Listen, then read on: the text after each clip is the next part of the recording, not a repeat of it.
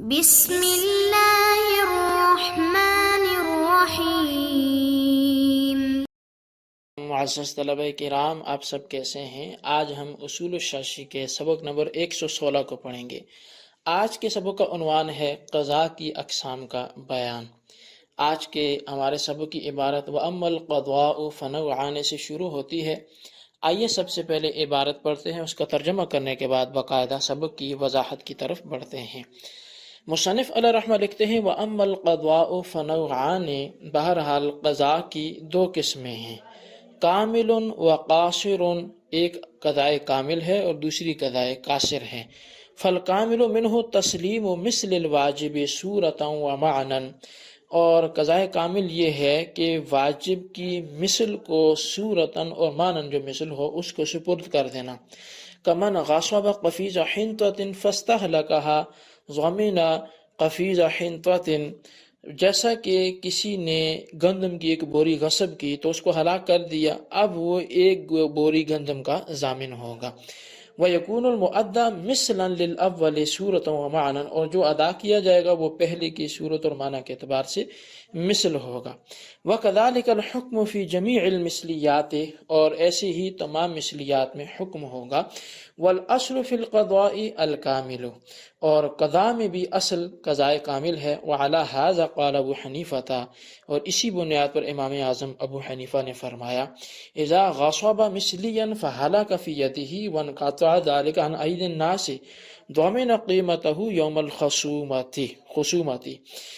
اسی بنیاد پر امام اعظم نے فرمایا کہ جب کسی شخص نے کوئی مثلی چیز غصب کی تو وہ لوگوں کے ہاتھوں سے بھی غائب ہوگی اور اس سے ہلاک بھی ہوگی، تو اب یہ خصومت کے دن، جھگڑے کے دن کی قیمت کا ضامن ہوگا۔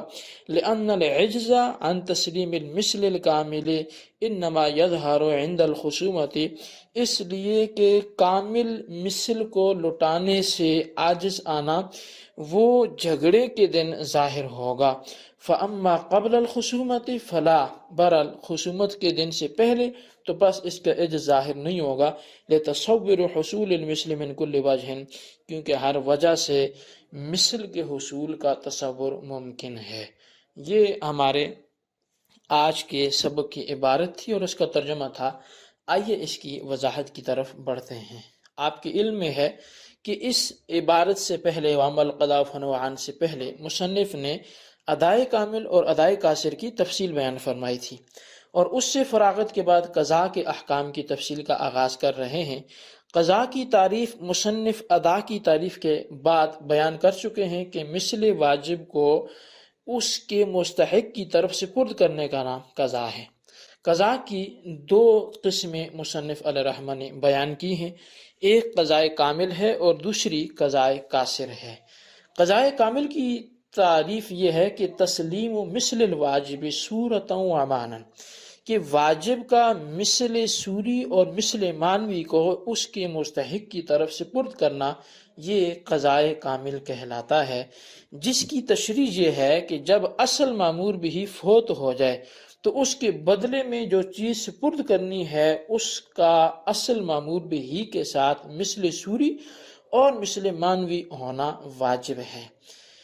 کمن غصب سے مصنف قضاء کامل کی مثال پیش کرتے ہیں۔ مثال یہ ہے کہ اگر کسی شخص نے گندم کی بوری غصب کر لی، اب غاصب پر ضروری تھا کہ غصب کردہ بوری کو واپس کرے، مگر اس سے وہ بوری ہلاک ہوگی، تو اب غاصب پر واجب ہے کہ اسی قسم کی گندم کی بوری واپس کر دے۔ گندم کی بوری کا مثل سوری ہونا تو ظاہر ہے کہ پہلی بوری بھی گندم کی تھی اور جو اب ادا کر رہے وہ بھی گندم کی ہے، اور ادا کردہ گندم کی بوری پہلی بوری کی مثل معنوی اس طرح ہے کہ جو غرض پہلی بوری سے حاصل ہوتی تھی وہی تو دوسری بوری بھی اسی غرض کو ادا کر رہی ہے، کہ اس سے بھی آٹا اور بیج دونوں حاصل ہو سکتے ہیں، جو مثل سوری ہوتا ہے اور یقیناً مثل معنوی بھی ہوتا ہے، لیکن اس کے برعکس نہیں ہوتا۔ باقی رہا یہ سوال کہ گندم میں بھی یہ فرق ہوتا ہے، یہ ایک دوسرے کی مثل کیسے ہو سکتے ہیں؟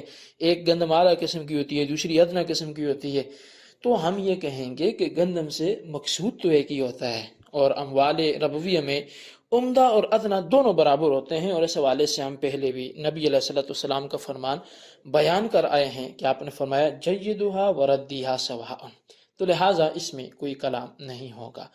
کذالک الحکم فی جمیع المثلیات سے مصنف علیہ رحمہ تمام مثلیات کے حوالے سے حکم بیان کرتے ہوئے فرماتے ہیں کہ تمام مثلی چیزوں کا یہی حکم ہے، جو مکیلی چیزیں ہوں جیسے گندم، آٹا، چاول وغیرہ، یا موزونی چیزیں ہوں جیسے سونا، چاندی، مکیلی اور موزونی ہونے میں نبی علیہ الصلوۃ والسلام کے زمانے کا اعتبار ہے۔ بعد میں وہ اگرچہ اس کے برعکس بکتی ہو، مثلا گندم جو ہے نبی علیہ الصلوۃ والسلام کے زمانے میں چونکہ یہ مکیلی چیز تھی، اب وزن سے بکتی ہے، تو لہٰذا یہ اس زمانے کا اعتبار ہوگا۔ یا وہ چیزیں گنتی کر کے بیچی جاتی ہوں جیسے انڈا، کنو وغیرہ، اگر ان میں فرق کم ہے، مثلا انڈا انڈے کے بدلے، تو یہ بھی مثلی ہیں۔ مذکورہ تین صورتوں میں مثل کے ساتھ قضا کی جائے گی، اور یہ قضائے کامل کہلائے گی۔ اگر ان کے بدلے قیمت دی جائے تو قضا قاصر کہلائے گی۔ اس کی تفصیل بھی انشاءاللہ عز و جل آئے گی۔ وَأَمَّا الْقَاصِرُ سے مصنف قضائے قاصر کی تعریف بیان کر رہے ہیں، فرماتے ہیں کہ ہوا ما لا یماثل الواجب صورتا ویماثل معنی، کہ قضائے قاصر وہ ہے کہ جو واجب کا مثل صوری نہ ہو، مثل مانوی ہو۔ خلاصہ تعریف یہ ہے کہ قضائے قاصر میں واجب کی مثل صرف مانوی ہوتی ہے، صوری طور پہ مثل نہیں ہوتی۔ کمن غاصب شاطن سے قضائے قاصر کی مثال دیتے ہوئے مصنف فرماتے ہیں، اگر کسی شخص نے بکری غصب کی اور وہ اتفاقاً غاصب کے پاس ہلاک ہوگی، تو غاصب پر بکری کا توان قیمت کی صورت میں مالک کو ادا کرنا یہ واجب ہے، چونکہ بکری اور اسی طرح دیگر حیوانات یہ سب کے سب ذوات القیم میں سے ہیں، اگرچہ جسامت وزن کے لحاظ سے ایک بھی ہوں، پھر بھی رنگ یا عادات یا چارہ کھانے یا دودھ دینے کے لحاظ سے لازماً فرق ہوگا، تو اس لیے یہ ذوات الامثال میں سے نہیں ہوں گے بلکہ ذوات القیم میں سے ہوں گے۔ لہذا بکری کی قیمت مثل مانوی ہے۔ قیمت کے مثل مانوی ہونے پر دلیل یہ ہے کہ قیمت کو مالیت کے اعتبار سے شے کے برابر سمجھا جاتا ہے۔ خلاصہ یہ ہے کہ بکری کی قیمت بکری کی مثل مانوی ہے، نہ کہ مثل سوری، لہذا بکری کی جگہ قیمت کی ادائیگی قضائے قاصر کہلائے گی۔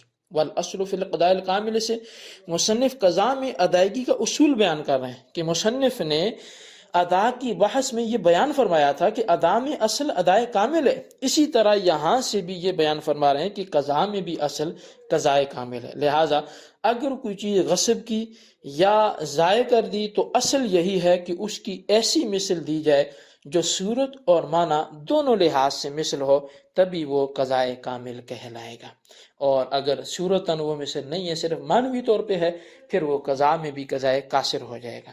وعلی ھذا قال ابو حنیفہ سے مصنف قضاء کی ادائیگی کے اصول پر امام اعظم امام ابو حنیفہ رحمۃ اللہ تعالی علیہ کا بیان کردہ مسئلہ بیان کر رہے ہیں کہ قضاء کی ادائیگی میں اصول یہ تھا کہ قضاء میں اصل قضائے کامل ہے، لہٰذا اس اصول پر امام اعظم کے نزدیک اگر کسی شخص نے کوئی مثلی چیز، مثال کے طور پہ گندم غصب کی اور وہ ہلاک ہوگی، تو جب تک گندم ملتی ہے تو اتنی ہی گندم مالک کو دینی لازم ہوگی کہ جتنی غصب کی تھی، تو یہ ادائیگی قضائے کامل کے طور پہ ہوگی، چونکہ مثل سوری بھی ہے اور مثل مانوی بھی ہے، تو لہٰذا یہ قضائے کامل کے طور پہ ادائیگی کہلائے گی۔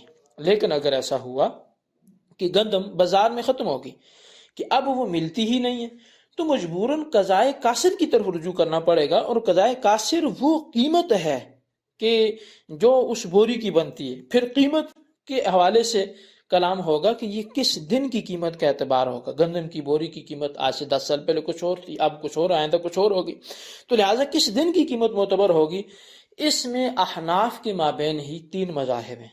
امام ابو یوسف رحمہ اللہ تعالیٰ کے نزدیک غصب والے دن جو گندم کی قیمت تھی وہی قیمت دینی پڑی تھی، جس دن گندم غصب کی تھی اس دن کی قیمت کا اعتبار ہوگا، جبکہ امام محمد رحمۃ اللہ تعالی علیہ یہ فرماتے ہیں کہ جس دن گندم بازار سے ملنی بند ہوگی اس دن کی قیمت ادا کرنی پڑے گی۔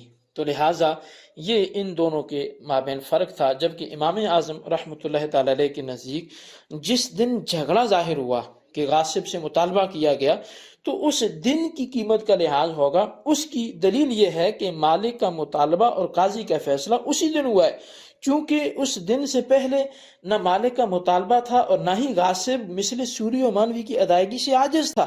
مثل سوری کی ادائیگی سے عجز تو جھگڑے کے دن ظاہر ہوا ہے، لہذا جھگڑے ہی کے دن کی جو قیمت ہوگی گندم کی اسی کا اعتبار ہوگا.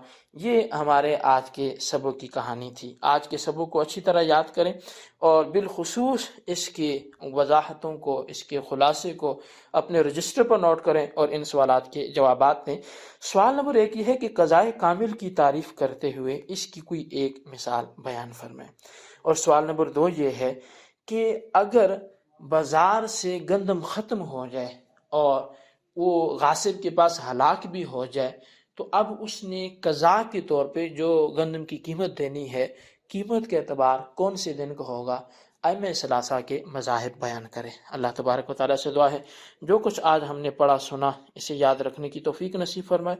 آمین بجاہ النبی الامین صلی اللہ علیہ وسلم.